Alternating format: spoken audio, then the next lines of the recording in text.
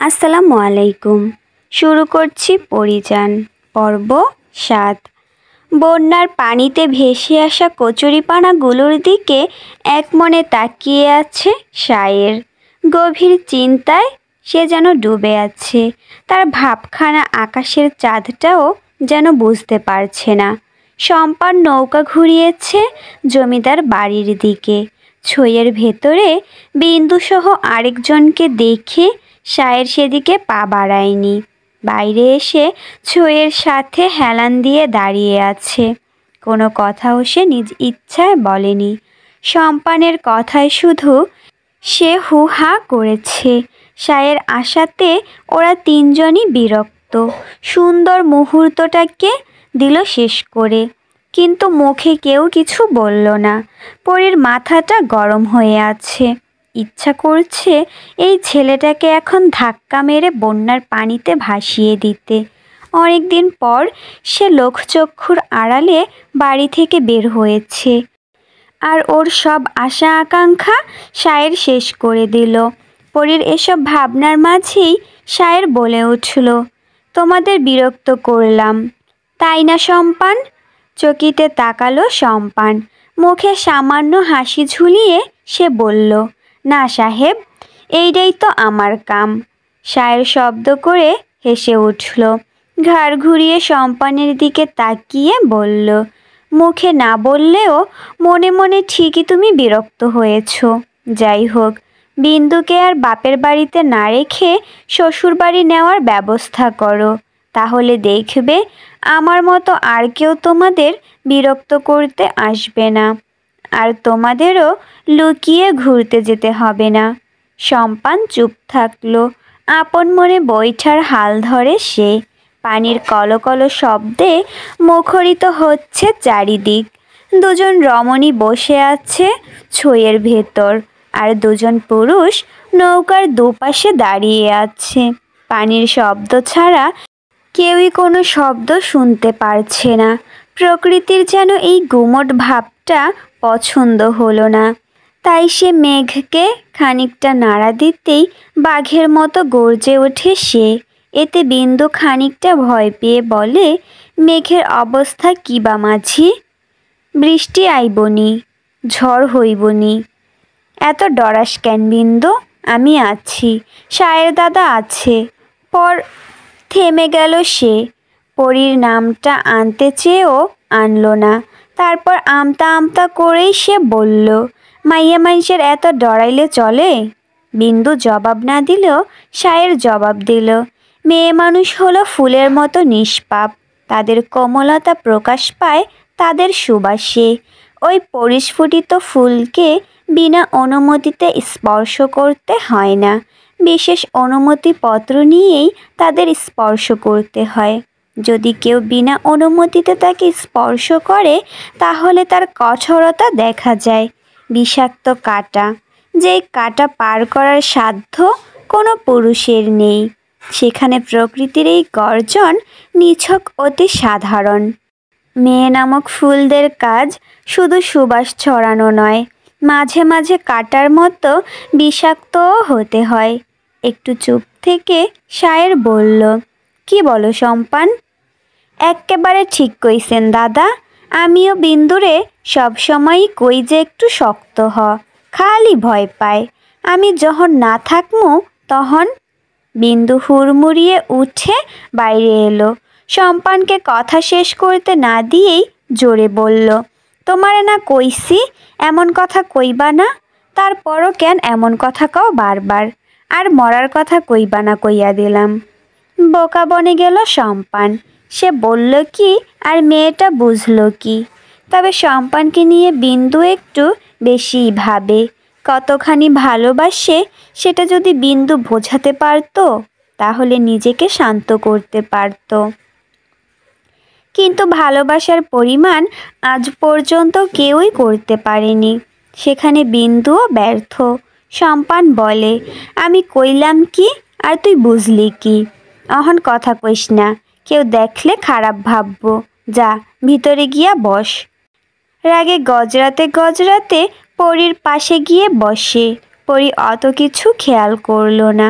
ওর মনে শায়ের কথাগুলো ঘুরছে। মেয়েদের দুটো রূপের কথা সে ফুল দ্বারা বুঝিয়েছে, যা পরীর ভালো লাগলো। তবে মুখ ফুটে কোনো কথা বলল না।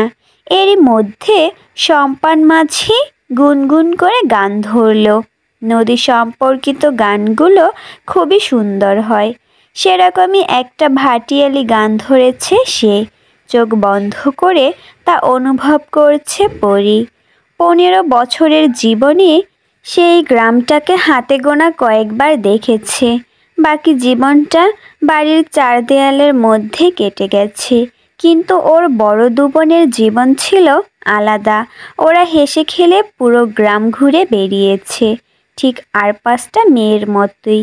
কিন্তু পরীর জীবন কেন আলাদা করে দেখছে মালা, তা জানে না সে। মাকে অনেক প্রশ্ন করেও উত্তর মেলেনি।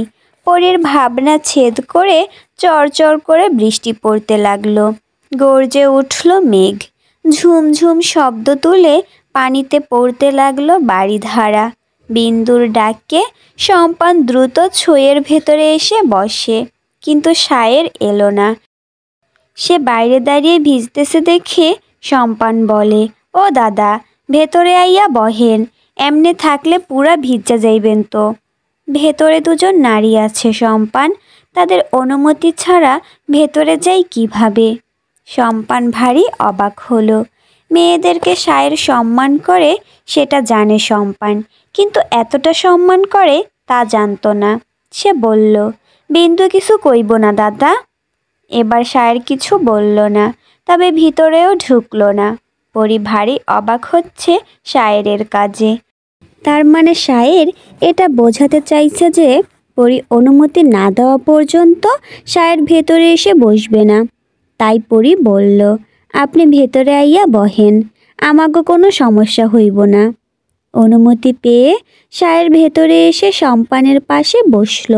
এতটুকু সময়ে সে ভিজে একাকার। পাঞ্জাবির হাতা গুটিয়ে মাথার চুল হাত দিয়ে ঝাড়তে লাগলো সে। পরী নিজের ঘোমটা ভালো করে টেনে নিল। তারপর হারিকেনের কমানো আঁচ বাড়িয়ে দিতেই আলোকিত হলো নৌকা।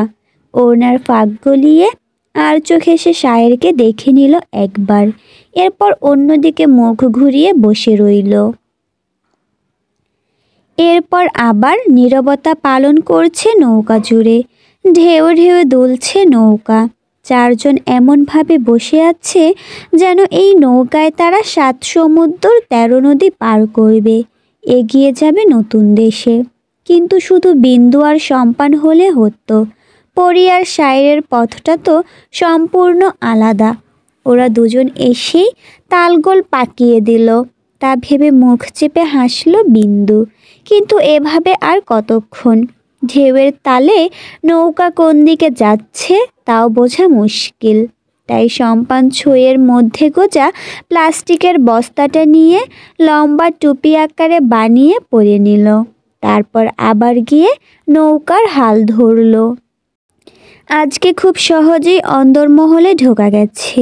তবে ভয়ের বিষয় হচ্ছে আজকে আফতাব বাড়িতে না থাকলেও আখির আছে।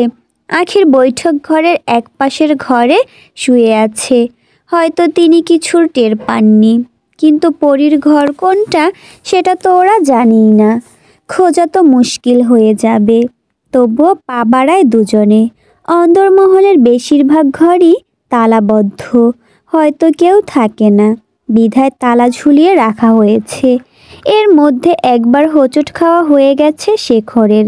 নাইম টেনে না ধরলে হয়তো মুখ থুবড়ে পড়তো। যেতে যেতেই সামনে পড়ল মালার ঘরটি। সেখানে উকি দিয়ে দেখল মালা শুয়ে আছে। একা নয়, সাথে জেসমিনও আছে। সে মালার সেবা করছে। মালার প্রতি জেসমিনের এত ভালোবাসা দেখে মুগ্ধ না হয়ে পারল না নাইম। ওখানে সময় ব্যয় না করে দুজনে আবার সামনে এগোলো। এবারে ওরা পৌঁছালো সেই ঘরে যেখানে পালক, মিষ্টি আর রুমি থাকে। নাইম ওদের দেখে দ্রুত শেখরকে নিয়ে ঢুকে পড়ল।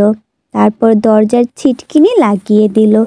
ওদের এ সময়ে দেখে রীতিমতো ভয়ে কাঁপছে পালক, মিষ্টি, রুমি। এই মুহূর্তে যদি কোনো অঘটন ঘটে তাহলে ওরা অনেক বড় সমস্যায় পড়বে। রুমি দৌড়ে এসে বলে, তোরা ভিতরে ঢুকলি কিভাবে? কেন এসেছিস এখানে? শেখর একটু ভাব নিয়ে বলে, শান্ত হ একটু, আমরা দুজন তো সেই পরীকে দেখতে এসেছি যার ডানা নেই। তো জানা, তোর জন্য পরী লাঠি নিয়ে দাঁড়িয়ে আছে, সাদরে গ্রহণ করবে বললে। পালক রুমিকে চুপ করিয়ে দিয়ে আস্তে করে বলল, আস্তে কথা বল, কেউ শুনতে পেলে আমাদের খবর হয়ে যাবে। এবার নাইম একটু বিরক্ত হয়ে বলে, তোদের কথা শেষ হলে বল, পরীর ঘর কোনটা? পালক নাইমকে থামানোর জন্য বলে, তোর আশাটা কি খুব জরুরি ছিল নাইম? এত জেদ কেন করিস বলতো তুই? এখন যদি কিছু হয়ে যায় তাহলে কি হবে? আমার কথা শোন আর ফিরে যা। কিন্তু নাইম নাছোড়বান্দা, সে যখন এসেছে তখন পরীর ঘরেই যাবে। তাই ও বলল, তুই না বললেও পরীর ঘর আমি পেয়ে যাব, চল শেখর।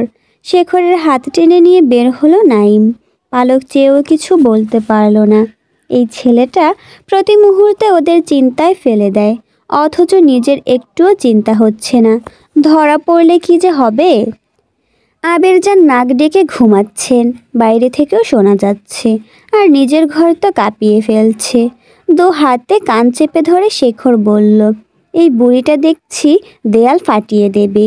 নেহায়ের দেয়ালগুলো অনেক মজবুত, তা না হলে জমিদার মশাইকে প্রতিদিন দেয়াল তৈরি করতে হতো। প্রত্যুত্তর না করে নাইম পা বাড়ায় তার সামনের ঘরে। অন্ধকার সম্পূর্ণ অন্দরমহলের ফাঁকফোকর দিয়ে চাঁদের আলো ঢুকছে। সেই আলোতে সাবধানে পা ফেলছে নাইম আর শেখর। পরীর ঘরে ঢুকতেই ওরা চারিদিকে চোখ বুলায়। কিঞ্চিত আলোকিত ঘরটাতে সব কিছু স্পষ্ট নয়। কিছুটা সন্দেহ নিয়েই ঘরে ঢুকলো নাইম, কারণ সবগুলো ঘরই বন্ধ আর এটাই শেষ ঘর। কিন্তু ঘরে ঢুকে চাঁদের আবছা আলোয় একটা অবয়ব দেখতে পেল পালঙ্কের ওপর। পা টিপে টিপে পালঙ্কের কাছে এগিয়ে গেল নাইম। বুকটা কেমন ধুক ধুক করছে। শেখর পেছন থেকে এসে ফিস ফিস করে বলল, এটাই কি পরী? হাতের ইশারায় শেখরকে চুপ থাকতে বলল সে। এখন কথা বলার সময় নয়। আশেপাশে তাকিয়ে নাইম বুঝতে পারল এটাই পরীর ঘর। কেননা একজন কিশোরী মেয়ের ঘর যেমন হয়, এই ঘরটাও ঠিক তেমনই। কিন্তু বিছানায় শুয়ে থাকা ব্যক্তিটি কি আদৌ পরী? গায়ের কাঁথাটা হালকা টেনে সরাতেই জুম্মানের মুখটা দেখতে পেল সে। দুজনেই চমকে তাকালো ছোট্ট জুম্মানের দিকে। তাহলে পরী কোথায়? একটু দূরে সরে এলো নাইম। শেখর এক পলক জুম্মানের দিকে তাকিয়ে বলল, এটাও কি পরীর ঘর নয়? তাহলে কোনটা? না, এটাই পরীর ঘর। শেখর বিস্ময়কর কণ্ঠে বলল, তাহলে পরী কোথায়? কিছুক্ষণ ভাবল নাইম, তারপর বলল, আমার মনে হচ্ছে পরী বাড়িতে নেই। রাতের আধারে সে কোথাও গিয়েছে। কিন্তু কেন? শেখরও বেশ ভাবনায় পড়ে গেল। সত্যি তো, পরী যদি অন্দরমহলে থাকতো তাহলে এতক্ষণ টের পেয়ে যেত, হয়তো ওদের ধরেও ফেলতো। তার মানে সত্যি সত্যি পরী বাড়িতে নেই। তাহলে গেল কোথায় পরী? নৌকা যখন জমিদার বাড়ির ঘাটে এসে ভিড়ল তখন বৃষ্টি থেমে গেছে। শায়ের নেমে গিয়ে কোনো দিকে না তাকিয়েই চলে গেল, এমনকি সম্পানের সাথে কথাও বলল না। শায়ের চলে যাওয়ার কিছু সময় পর পরীও নামলো। বিন্দু ও সম্পানকে বিদায় জানিয়ে বাড়ির পিছনের দিকে চলে গেল। সেখানে একটা বড় পেয়ারা গাছ উঠে গেছে দেয়াল পর্যন্ত। গাছ বেয়ে উঠে দেয়াল টপকালো পরী। তারপর বড় আম গাছটা বেয়ে উঠল অন্দরমহলের ছাদে। আম গাছটায় ছোট ছোট ডালপালা বেশি থাকায় উঠতে অসুবিধা হয়নি পরীর। তাছাড়া গাছে চড়ার অভ্যাস ওর ছোট থেকেই আছে। ছাদের দরজাটা খুলে সে ভিতরে ঢুকলো। নিজের ঘরে আসতেই জুম্মানকে এলোমেলো হয়ে ঘুমিয়ে থাকতে দেখল পরী। ছেলেটা বড্ড ঘুম কাতুরে। একবার ঘুমিয়ে পড়লে দিন দুনিয়া ভুলে যায়। কানের কাছে ঘন্টা বাজালেও সে টের পাবে না। যতক্ষণ পর্যন্ত না সূর্যের আলো চোখে এসে পড়েছে ততক্ষণ পর্যন্ত ভাঙবে না। এজন্যই পরী যেদিন ঘর থেকে বের হয় সেদিন জুম্মানকে নিজের সাথে রাখে। পরীর বের হওয়ার কথা জুম্মানও জানে। সর্বদা সে তার বোনকে সাহায্য করার জন্য প্রস্তুত থাকে। কিন্তু ঘরে এসে নতুনত্বের গন্ধ নাকে এলো পরীর। এটা যে কোনো পুরুষের গায়ের গন্ধ বেশ বুঝতে পারছে সে। তাহলে কি তার অনুপস্থিতিতে কেউ এখানে এসেছিল? হ্যাঁ, তাই হবে। কিন্তু কার এত বড় সাহস যে পরীর ঘরে আসে? হারিকেনের আঁচটা বাড়িয়ে দিয়ে চারিদিকে চোখ বুলায় পরী। এতে চোখ দিতেই কাদামাখা পায়ের ছাপটা স্পষ্ট হয়ে ওঠে। একজন নয়, দুইজন পুরুষ এসেছিল এই ঘরে। তবে তারা কারা? হারিকেন হাতে নিয়ে পুরো মহল ঘুরে এলো পরী, কিন্তু কাউকেই দেখল না।